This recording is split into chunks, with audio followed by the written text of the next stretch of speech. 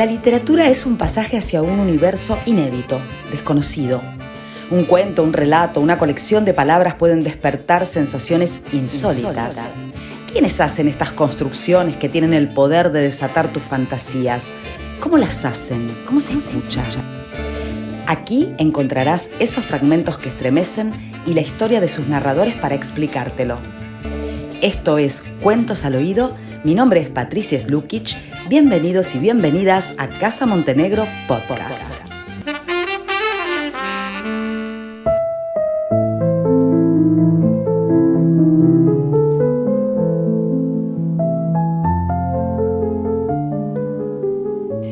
Qué rígida que estás sentada. Si la sombra de una pestaña se moviera sobre tu mejilla, si esa línea gris sobre tu boca ajustara su tensión en este trémulo extremo, si la palidez de tu rostro se entibiara un poco, si ese pequeño músculo de tu frente, justo a la izquierda de la curva de la ceja, se pusiera en movimiento y se contrajera, si por lo menos estuvieras un poco intranquila, sentada allí, bajo mi mirada constante, si movieras un dedo de tus manos entrelazadas, si voltearas y miraras detrás de tu silla o levantaras tu rostro, mitad demora, mitad anhelo, mitad amor y mitad odio, para reflexionar sobre el grito enojado y frustrado del viento, donde estoy de pie entre él y tú, contra la ventana entrecerrada. Allí suspiras y te mueves, pienso. Levantas tu cabeza. El pequeño músculo está prisionero todavía. La línea sobre tu boca está tensa y dura. El hoyuelo profundo en tu mejilla no está más tibio. Puedo ver que la columna dórica que la luz de la luna refleja contra la pared. Me inclino hacia ella. Extiendo mis brazos. Levantas la cabeza y me miras a los ojos.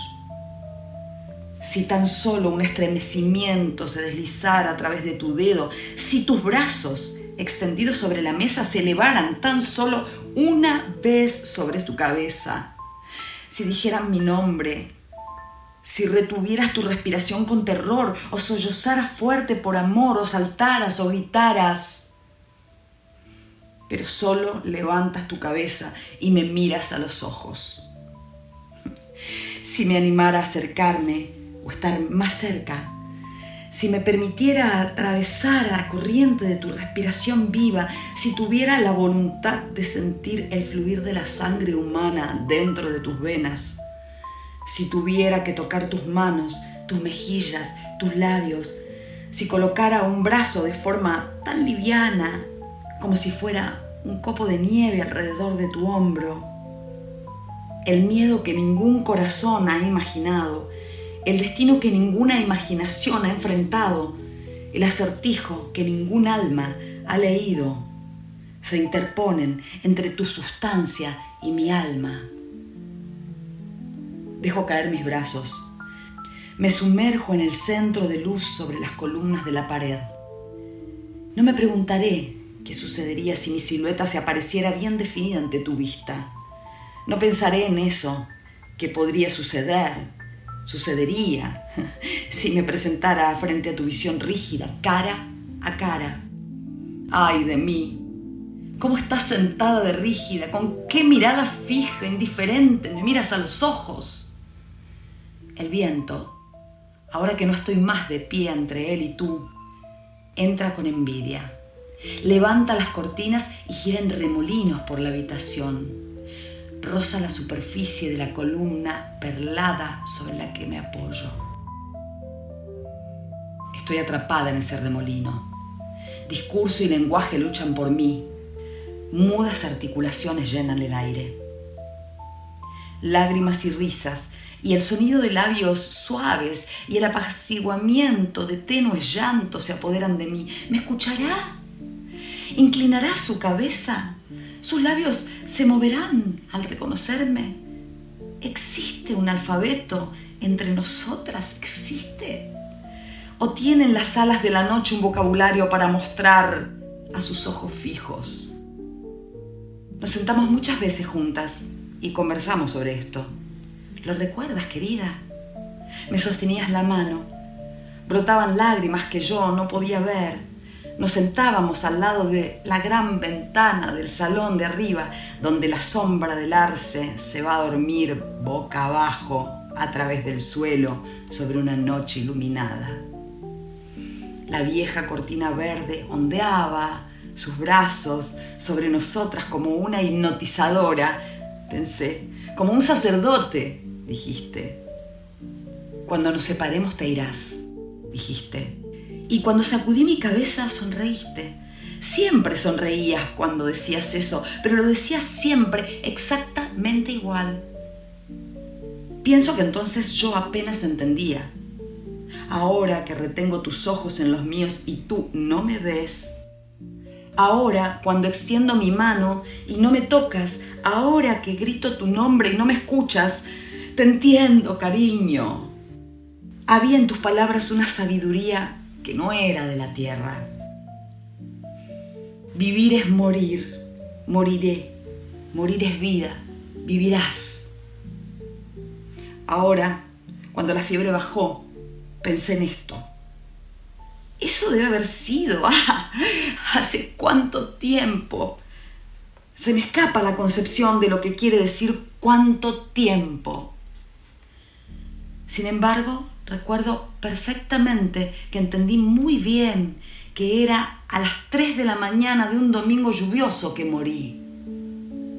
Tu pequeño reloj estaba en su estuche de madera de olivo sobre la mesa y había gotas en la ventana. Noté ambas cosas, aunque no lo supiste. Veo el reloj ahora, en tu bolsillo. No puedo decir si las agujas se mueven o tan solo pulsan como un latido cardíaco de un lado a otro. Están allí y señalan, mudos dedos dorados, paralizados y suplicantes, por siempre las 3. Y me pregunto esto. Cuando dijiste por primera vez que yo me hundía rápido, las palabras sonaron tan antiguas, tan familiares como un cuento infantil. Te escuché en el salón. El médico acababa de irse y te dirigiste a mamá y abrazaste su rostro y colocaste tu mano sobre su boca como si ella hubiera sido la que había hablado. Ella gritó y levantó sus viejas manos flacas, pero te quedaste inmóvil como la eternidad. Luego pensé de nuevo, es ella la que se muere, yo viviré. Tan a menudo y con tanta ansiedad habíamos hablado de esto llamado muerte que ahora, que ya todo ha pasado entre nosotras, no puedo entender por qué encontramos en ella tanta aflicción. Me desconcierta. A menudo estoy desconcertada aquí. Las cosas y las fantasías de las cosas gozan de una relación que todavía es nueva y extraña para mí. Este lugar es un misterio. Ahora, en verdad, me parece una cuestión simple contarte qué ha pasado conmigo desde que tus labios me tocaron por última vez y tus brazos me abrazaron mientras me quedaba sin aire. Oh, pálidos labios delineados, a pesar de los brazos caídos. Te dije que vendría. ¿Alguna vez no cumplí una promesa que te hice? Ven y muéstrame la muerte, dijiste. He venido a mostrarte la muerte. Podría mostrarte la vida más bella y dulce que jamás tus ojos contemplaron. Mira, ¿no es justo? ¿Soy terrible? ¿Retrocedes o te estremeces? ¿Te apartarías de mí o esconderás tu rostro tenso y expectante? Lo haría ella. Lo hice. Lo hará. ¡Ah! ¿Cómo se ensanchó la habitación? Podría decirte eso. Día a día se volvió más grande y luminosa. Por la noche, las paredes palpitaban, las luces rosas y el fuego azul se reflejaban y la decoración parecía como si tuviera sombras de pequeñas hojas. A medida que las paredes se expandían, el aire se escapaba. Sin embargo, traté de decirte qué poco dolor sentía o temía. Tu rostro demacrado se inclinó sobre mí. Yo no podía hablar. Cuando lo hacía luchaba y decías, ella sufre, querida, fue tan poco. Escucha hasta que cuente cómo avanzó esa noche. Cayó el sol y el rocío apareció. Me pareció que se deslizaba dentro de mi corazón, pero todavía no sentía dolor. Las colinas entraban, donde las paredes pulsaban y retrocedían. Vi una sola montaña con rostro de fuego y cabello púrpura, donde estaba el viejo escritorio sobre el vidrio. Traté de contarte esto, pero me dijiste, ella delira. Me reí de corazón ante eso, porque era un devaneo tan bendito. Cuando la noche bloqueó el sol, bajo el solemne rostro vigilante de la montaña, las puertas del espacio se levantaron frente a mí. Las eternas puertas de la materia se balancearon ante mí sobre sus goznes oxidados, y el Rey de Glorias entraba y salía. Todos los reinos de la tierra y su poder me hicieron señas. A través de la niebla de mis sentidos declinantes aparecieron ruinas y rosas, y las cimas del Jura y el canto del Rin, un eje de luz roja sobre la sonrisa de la esfinge, y caravanas en tormentas de arena, y el viento helado en el mar, y el dorado resplandor de las minas que ningún hombre conoció, y madres sentadas en sus puertas, en los valles, cantándoles a los bebés para que duerman, y mujeres en sótanos húmedos vendiendo sus almas por un pedazo de pan, y el zumbido de ruedas en talleres gigantes, y una plegaria solitaria en algún lugar, en un escondite de muerte. No pude encontrarla, aunque la busqué. Y el humo de la batalla, y la música rota, y su perfume, solo de lirios, al lado de un arroyo a la salida del sol. Y por último, tu rostro, querida, completamente solo. Descubrí entonces que las paredes y el techo de la habitación habían desaparecido por completo. El viento de la noche penetró. El arce del jardín casi rozó mi mejilla. Las estrellas estaban sobre mí y pensé que ya no llovía, aunque me pareció escuchar la lluvia sobre el marco de una ventana que no pude encontrar. Una sola cosa se interponía entre mi persona y la inmensidad. Era tu solo, horrible, demacrado rostro. Me miré por último en tus ojos, más fuertes que la muerte, sostenían y reclamaban mi alma. Levanté febrilmente la mano para encontrar la tuya. Más cruel que la tumba, tu salvaje entendimiento me encadenaba. Luego luché y gritaste, y tu rostro se escurrió y estuve libre. Me puse de pie en el suelo, al lado de la cama. Aquella que yo había sido yacía allí, descansando, aunque atroz, ante mí. Escondiste tu rostro y te vi caer de rodillas. Coloqué mi mano sobre tu cabeza, pero no te moviste. Te dije, querida, mira a tu alrededor un minuto. Pero te arrodillaste inmóvil. Caminé de aquí para allá en la habitación y al cruzarme con mamá, le rocé el codo. Ella solo dijo, se ha ido. Y lloraba a los gritos. No me he ido, grité. Pero ella continuaba llorando. Las paredes de la habitación se habían acomodado y el techo se veía firme en su lugar. La ventana estaba cerrada, pero la puerta estaba abierta. De repente me sentí inquieta y corrí. Te rocé al pasar apresuradamente y golpeé la pequeña mesa de luz donde estaban los vasos y miré para ver si se caían, pero solo temblaron, como si un soplo de viento los hubiera alcanzado en ese momento. Pero estaba inquieta y corrí.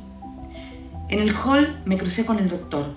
Esto me divirtió, me detuve a reflexionar. Ay, doctor, dije, no tiene que preocuparse por subir. Estoy bastante bien esta noche, verá que sí. Pero no me respondió, no me miró. Colgó su sombrero y colocó su mano sobre la baranda contra la que me apoyé y subió pesadamente. No fue sino hasta que llegó al descanso que se me ocurrió, todavía apoyada en la baranda, que su pesado brazo debía de haber pasado a través de mí, donde yo estaba parada contra las molduras de roble de la que se tomó. Vi sus pies caer en la escalera sobre mí, pero no hicieron ningún ruido que llegara a mis oídos. No me molestará ahora cuando tus grandes botas, Sir, dije moviendo la cabeza. Ya no tengo miedo. Pero desapareció de mi vista y todavía yo no escuchaba sonido alguno. Ahora bien, el doctor había dejado la puerta de entrada abierta. Cuando la toqué, se abrió de par en par y solemnemente. La atravesé y bajé los escalones. Pude ver que estaba fresco, pero no sentí frío. Había escarcha en el césped y al este había también un surco pálido, como en la mejilla de alguien que ha estado vigilando toda la noche. Las flores en los pequeños canteros cuadrados sostenían sus cabezas y mantenían sus hombros en alto. Había un lirio solitario y tardío que corté y coloqué junto a mi corazón, donde lo soplé, y al recibir el calor me miró amablemente a los ojos. Esto, recuerdo, me dio placer. Deambulé dentro y fuera del jardín bajo la lluvia que caía. Mis pies no dejaban huella en el césped que chorreaba y vi con interés que la ropa que vestía no se humedecía, no se enfriaba. Me senté meditando un momento en la piazza, en una silla de jardín, sin preocuparme por entrar. Poco a poco, pensé. Entraré y subiré a verte una vez más. Las cortinas estaban corridas en las ventanas de la salita y pasé y volví a pasar mirando hacia adentro. Todo este tiempo la mejilla que daba al este se desvanecía y la presencia del aire atenuaba los calores y las luces a mi alrededor. Recordé en ese momento la vieja pérgola al pie del jardín, donde antes de estar enferma nos sentábamos tanto juntas y pensé, se sorprenderá de saber que he estado sola aquí abajo. Me sentí inquieta y corrí de nuevo. Tuve la intención de regresar y verte, querida, una vez más. Vi las luces de las habitaciones donde había yacido enferma en lo alto y tu sombra en la cortina y la bendije con todo el amor a la vida y a la muerte mientras me desplazaba. El aire estaba cargado con la dulzura de las flores mustias. Los pájaros se despertaron y el cenit se iluminó y el impulso de la salud estaba en mis miembros. La vieja pérgola extendió sus suaves brazos hacia mí y me sentí inquieta y corrí. El campo se abrió ante mí y destellaron los prados de amplios regazos y un río, como una cimitarra, y los bosques entrelazaron sus manos para hacerme quedar, pero inquieta corrí. La casa se fue haciendo pequeña tras de mí, también la luz en mi habitación de enferma y tu sombra en la cortina, pero de todos modos estaba inquieta y corrí. En un abrir y cerrar de ojos, llegué a un lugar solitario. Había allí arena y rocas y un viento descendente. Me detuve, me arrodillé en la arena y reflexioné un poco sobre ese lugar. Reflexioné sobre ti y sobre la vida y la muerte y sobre el amor y la agonía, pero todo esto ya se había apartado de mí. Estaba tan débil y distante como el viento que soplaba. Un sentido de expectativa solemne llenó el aire. Un temblor y una molestia envolvieron mi alma. «Debo estar muerta», dije en voz alta. No bien acabé de hablar, me di cuenta de que no estaba sola. El sol había salido y en la saliente de una vieja roca erosionada por la cima, allí se había inclinado contra mí la silueta de una presencia elevada contra el cielo, y al girar de repente vi, legítimo decirlo, pero las palabras se me habían escapado, legítimo decirlo, pero algo más grande que la ley me lo impide. Estoy exiliada de tus desoladores ojos fijos. Los labios que mis labios mortales habían presionado. ¿No puedes ya estremecerte cuando grito? Alma que mi alma eterna ha amado. ¿Puedes permanecer rodeada de mi presencia y no saltar hacia mí como una fuente? ¿No sabes qué sucedió conmigo desde que tus ojos mortales contemplaron mi rostro muerto? ¿Qué han visto mis ojos, o escuchado mis oídos, o concebido mi corazón sin ti? Si te he extrañado o he llorado por ti, si te he vigilado, deseado, marcado tus días solitarios y noches insomnes y ojos sin lágrimas y el eco monótono de mi nombre sin respuesta, ¿no lo sabes? ¡Qué pena! ¡Qué pena! ¿Lo sabría ella? ¿No lo sabría? Mi alma se llena de dudas con un inigualable y solitario miedo. Me llaman y me escabullo de ella, me invitan y la pierdo. Su rostro se borra y sus manos dobladas y solitarias desaparecen de mi vista. Es hora de contarle a ella un secreto. Es hora de susurrar un mensaje valioso. Un momento para decirle que la muerte es muda, porque la vida es sorda. Un momento para contarle.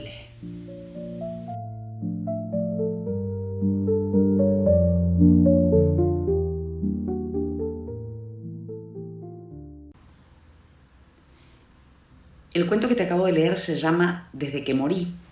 Está escrito por Elizabeth Stuart Phelps. Nació en 1844, murió en 1911. Fue una escritora feminista estadounidense de Massachusetts, cuya escritura desafió el rol tradicional de las mujeres en el matrimonio. Con 57 libros de ficción, poesía y ensayos, argumentó vehementemente a favor de que las mujeres tuvieran un lugar propio fuera del hogar y que fueran libres de seguir sus carreras como médicas, ministras, artistas y otras por el estilo. Como Arthur Conan Doyle, una generación después, Phelps adhirió a visiones no tradicionales, espiritualistas, de la vida después de la muerte. Estas fueron muy populares como reacción a las más de 400.000 muertes causadas por la guerra civil en Estados Unidos, así como las causas espiritualistas de Conan Doyle fueron adoptadas por quienes se vieron afectados por las millones de muertes durante la Primera Guerra Mundial. Phelps escribió 3 novelas que tratan sobre la vida después de la muerte, entre ellas Las puertas abiertas, de 1868, y este cuento que yo te acabo de leer, que apareció por primera vez en el Scribner's Monthly en febrero de 1873. Este es el pequeño resumen que precede al cuento Desde que morí, que está compilado en el libro Cuentos de fantasmas, relatos clásicos de horror y suspenso, editado por Lisa Morton y Leslie Klinger. Es de editorial Edasa, una editorial que recurrentemente reseño, pero lo que pasa es que, bueno, es muy interesante todo lo que tienen. Quiero contarte no solamente esa pequeña biografía que presenta el libro, Cuentos de fantasmas, sino también algunas anécdotas que tienen que ver con Elizabeth Stuart Phelps.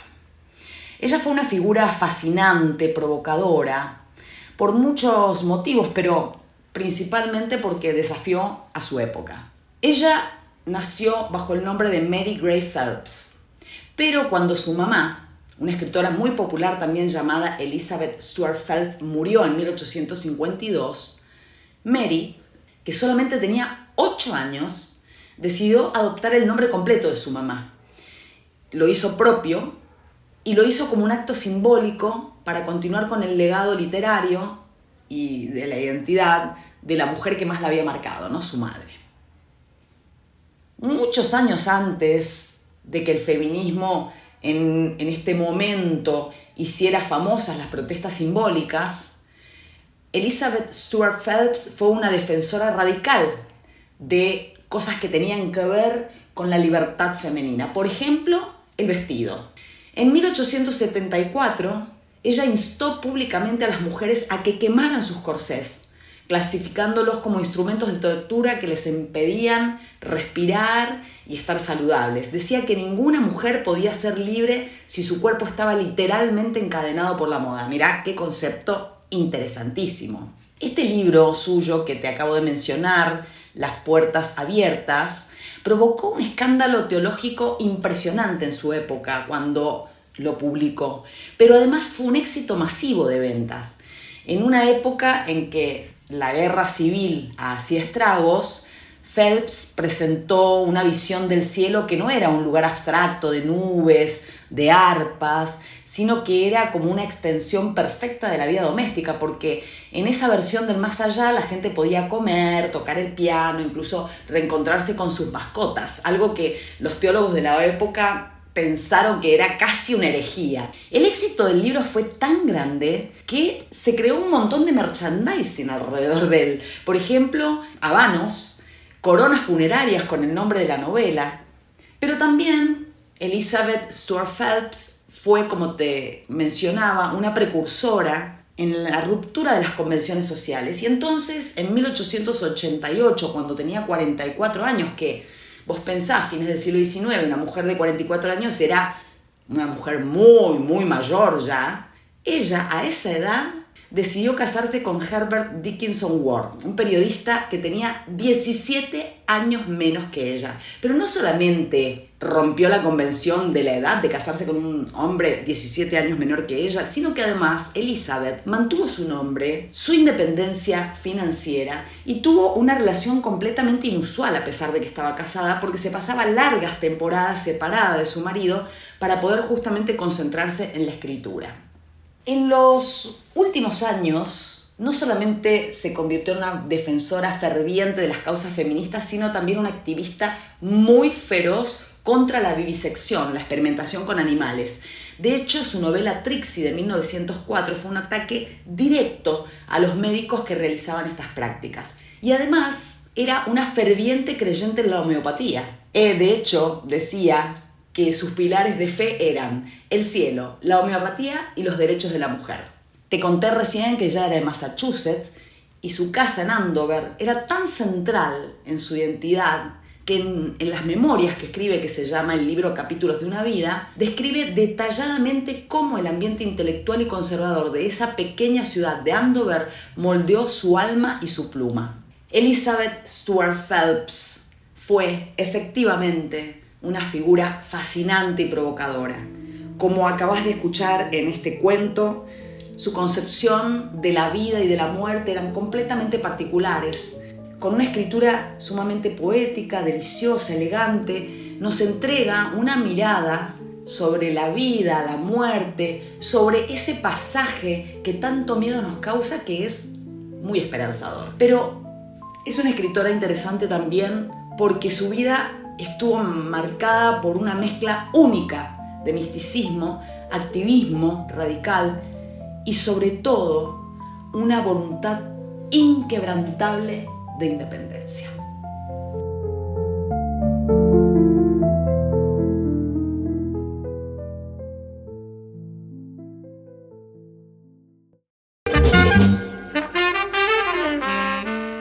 Mi nombre es Patricia Slukic y esto fue Cuentos al Oído. Te invito a escuchar más episodios en Spotify y en iVoox, las plataformas de Casa Montenegro Podcast.